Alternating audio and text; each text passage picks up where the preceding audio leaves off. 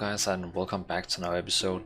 So the next raid in Battle for Azeroth is going to be Battle of Dazar'alor, and I was thinking, why not go through the adventure guide, see all the bosses, see what loot we can get, what item level do we get, and let's see. I'm not going into high strategic what you're going to do on each boss, but I mean just read through the guide, what it says, what the phases are going to be, and what you're going to do on the bosses, so like you have an idea of what you're going to face. And of course, if you already play on Test Realm, you can open up the adventure guide yourself, but this video is more for people who doesn't have installed the Test Realm and will just want to discover it. So let's go through the adventure guide for Battle of Dazar'alor, and let's see what we can expect in here. So as you can see here, this is all the bosses. So we have all these bosses. Keep in mind that 3 of the bosses is only for alliance, and 3 is for horde. And then of course, when you're finished with your bosses, you can redo the alliance. So if you play alliance, you can do, when you finish with your 6 bosses, then you can go to the hordes version and battle versus your own faction. So you can see here we have 1, 2, 3, 4, 5, 6, 7, 8, 9, exactly. So 1, 2, 3, 4, 5, 6. These first 6 heroes here. Yeah, no, it was 3 and then 3. So 3 alliance bosses, 3 horde bosses, and 3 neutral bosses. And I'm actually not sure which one is the neutral bosses. But again, it doesn't matter because you're going to face them all, because even you play alliance, you're still going to kill the alliance high tinker, because you will redo the raid as horde. So yeah, let's dive into it. So the first thing let's do is look at the eye level we can get. So I can see here on Raid Finder we can even get a mount called Gmod. Huh. Okay, so on Raid Finder we are getting 370. So I mean 370 is okay, and you can see the staff. So kind of some of the items we can get. So 370 for our Raid Finder, that's pretty high. I mean 370 is something you get from good things right now.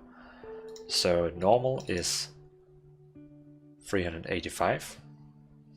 Okay. Heroic is 400. So eye levels is getting high again. Very high. High. Damn, I love this helmet. Then we have Mythic. That is 415. And here you can see there's a new mount, Glacial Tidestorm. That's actually Lady Jaina Proudmoore. That can drop his own water elemental as a mount, but you can only do it on Mythic, as you can see here. So this will probably be the Mythic mount you get from going into Lady Jaina. So yes, that was the eye levels we could get. So let's look on the bosses and see how they look actually. So first of all, we have Champion of the Night, who I can see, it looks like we're just getting, it looks like it's just 2 paladins, and no, this is mail armor, isn't it? No, this is plate. So I think it's 2 paladins and 1 priest. So it's kind of, you know, 3 holy teammates. Then we're going against Jadefire Masters, who's going to be this orc and this blood elf. This is probably those, and those is probably the horde bosses. And then we're going against Grong, the Revenant. So this is a new module, like a zombie ape. It's pretty cool. I mean, oh, tries its bone. Disgusting. And then we have the Death Scepter, Lord Spectre. Okay, it's probably this wrong, he's probably summoning these ads. Then we have the Opulence. He's a big treasure guy. Fair. Conclave of the Chosen. So here we have a troll, a troll, a troll, a troll. They all have this mask in common. So this is Parkour aspect, Gonk aspect, Kimbul's aspect, Akunda's aspect. So they are kind of 4 aspects. Okay, like some kind of wind demon, fire demon, snake demon. I don't know. I'm just saying stuff. And then we have, well, spoiler alert, King Restakan, and of course it's probably not, he's not going to be a bad guy, but I mean the alliance is supposed to do something here, so of course they're going for the king. So I can see while you're fighting King Restakan, you also have his body, or his new lore, WoW Sandi, and we have a ad, Prelate Salan, and another Headhunter Galvana, and another ad, Siegebreaker Roka, and another ad, Rastari Honor Guards. Those, he probably summoned a lot of those. And then we have High Tinker Mekkatorque. I mean, isn't this the Gnomerigan boss? The king of Gnomerigan? I guess. And then he can summon robots and explosive sheeps. Why not? And then we have Stormwall Blockade. So it's a big stone boss, and I guess it's some kind of Lady Jaina's new army from Alliance, since we have Sister Catherine and Brother Yusuf. They probably summoned this big guy called Laminaria. And then of course Lady Jaina Proudmoore. So I'm pretty excited to see when we finished with Lady Jaina Proudmoore and King Restakan, are we going to kill them? So I mean, is the story going to end for Jaina and Restakan, or is it going to be kind of, oh, we will take you as a prisoner? Huh, interesting. Okay, so that was the loot, how the bosses looks and which bosses we're going to face. Does the map actually work in the... Wasn't it something you could open a map once a time? I think in old days you had this map button so you could see which room they are inside. Wasn't it something you could do that? Nah, I guess the maps are not finished yet. Okay, so the first boss, Champions of the Light. Let's see here. Ravani and her... it's just story. Okay, Ravani empowers herself with various seals as a paladin, and release those seals to improve her allies whenever she reaches 100 energy. Additional, Ravani and her allies work to reduce the size of the battlefield for the enemies using both Consecration and Wave of Light. To do so, Crusader allies provide additional damage and crowd control for Ravani, while disciplines heal wounded allies. Okay, so it's a paladin fight. We're going through paladin and priest fight. I mean, this is Ravani, the boss, and she's going to have these paladins and priestess helping her. It's pretty cool. Paladin fight. Then we have this one here, Jadefire Masters, with these two. Players face off against a pair of Horde combatants who combine their powers at key points through the fight. Okay, so it's like probably some kind of like in the Trials of Arena, what it was called, the raid in Wrath of Lich King, where you face against just the opposite faction. So these are just like Horde players we're going to face against. I mean, okay, why not?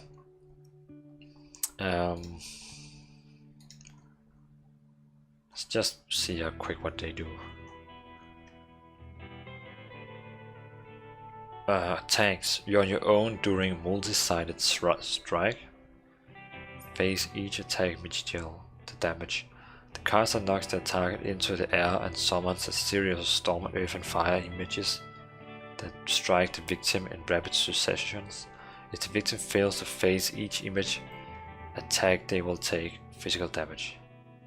Oh, so while you're flying you have to face around and look into the image that will send to you, or else you will get damage.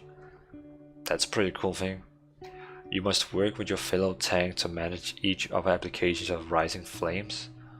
Burns the victim for 3000 damage every second. When Rising Flames ends, a burnout occurs. Okay. Spinning Crane Kick persists until the casters engage in melee combat. GG songs blocks targeted into and out of its conflict. Okay, so this one here is a monk, and he's probably a fire mage or something.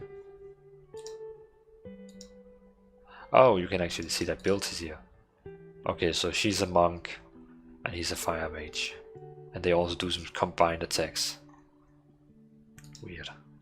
And abilities for Champion of Light is Paladin spells.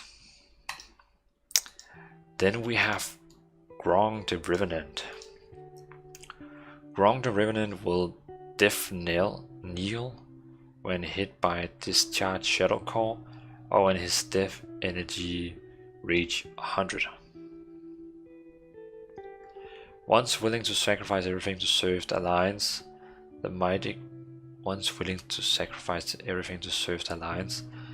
Grong has been raised from dead and pitted against his former friends, fighting on behalf of the Horde Wood, anathema to this noble soul, whose only hope for release is a clan death.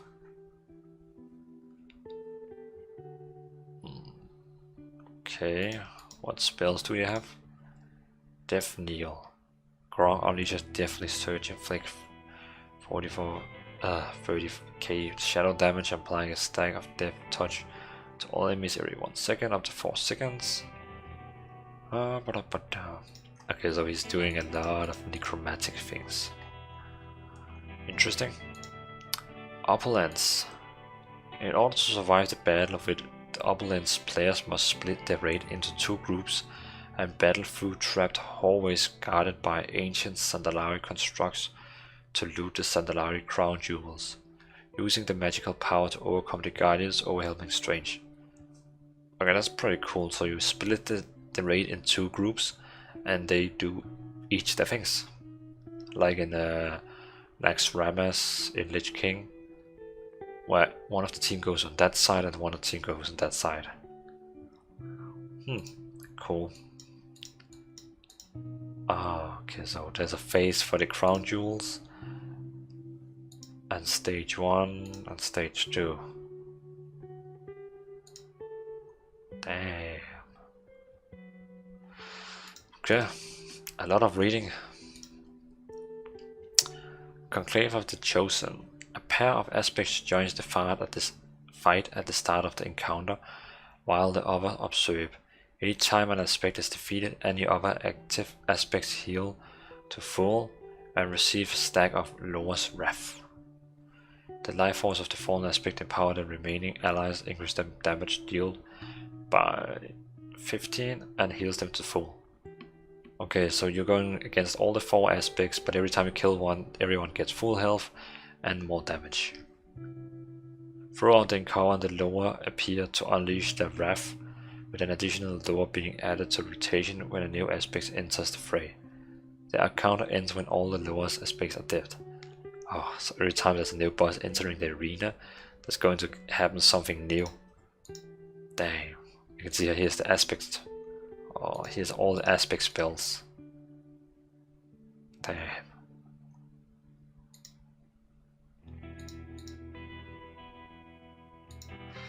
Oh, a lot of reading here.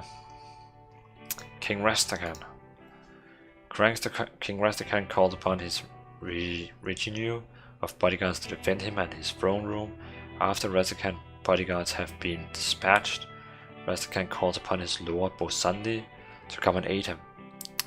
When Rastakan reaches 60% health, he demands that Bosandi empowers him, causing Bosandi to transfer a portion of his death power into Rastakan. After the transfer, Bosandi shifts to the death realm, pulling half of the party with him.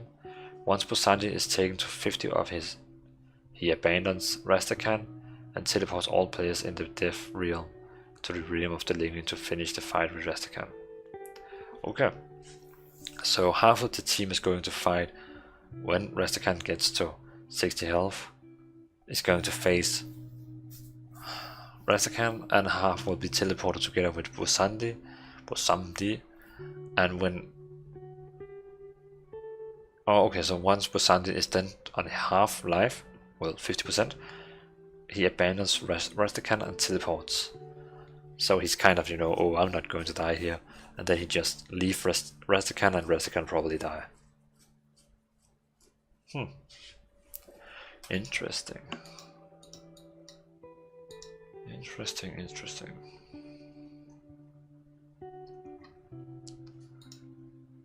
We have stage 1, Dazar'alor honor guards, the guards.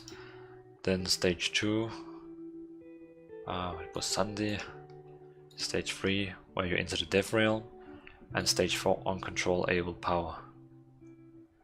It's probably Rastakan that goes crazy with all the power he has.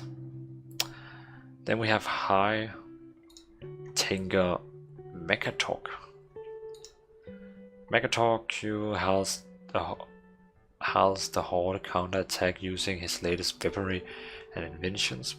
Spark bots protected by a gnomish force shield are called into push your players until they are disabled. Take advantage of World Enlarger to hijack spark boats and shut them down.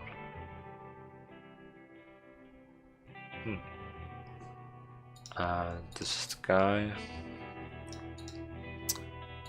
And what do we have?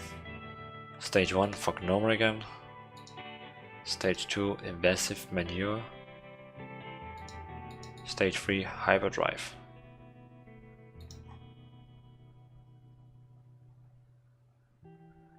Mekkatorque shrinks several players for 20 seconds. Full-size players can travel shrunk allies. Oh damn. So when your allies get small and someone that is big in your team steps on him, he gets damage. Oh, that's pretty cool. And when you get shrunk, 99% of your damage is reduced, and you get damage if someone of the big guys steps on you. That's pretty fun. So you will see a lot of people running around like, don't step on me, don't step on me. Then we have the Stormwall Blockade, so Laminaria.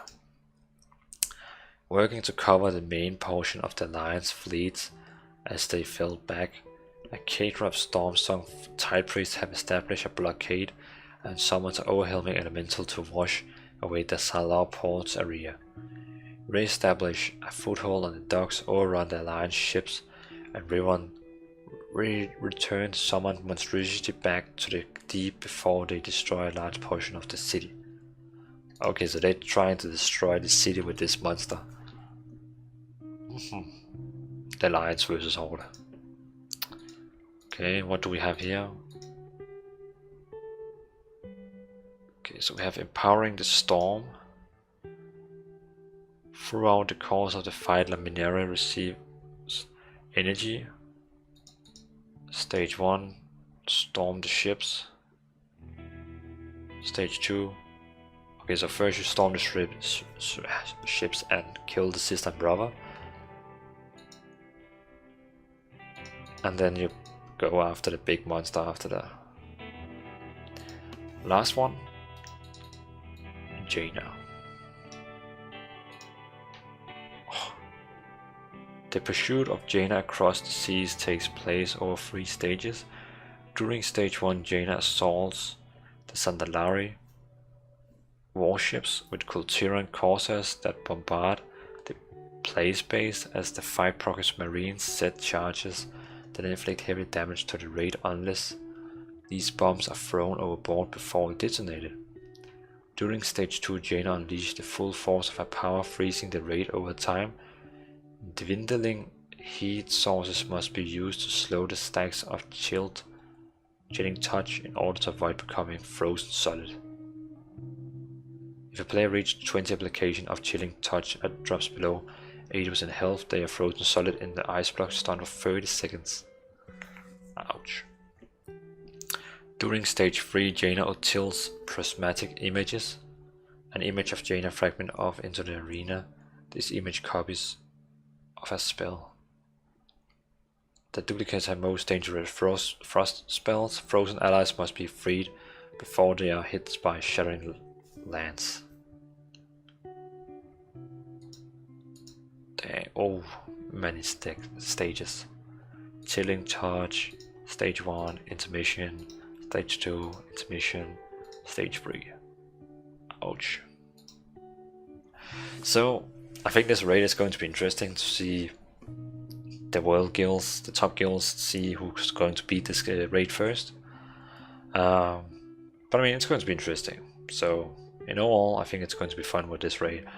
I probably personally myself will not be completing the totally raid. Maybe on Raid Finder, but not on normal, probably. So yeah, this is the new raid. So what do you guys think about this new Battle of Dazar'alor? I mean, I think it's pretty great, so sounds fun. It's going to be interesting to see how they do this with Horde Alliance and yeah, and all this. And I mean, the world race is not anymore like a world race, because Alliance and Horde will have each battle, but then you can say you're the first Horde guild and the first Alliance guild. So yeah, leave down a comment, what do you think about this raid? And else I can just say, thanks you guys for watching, and have a great evening.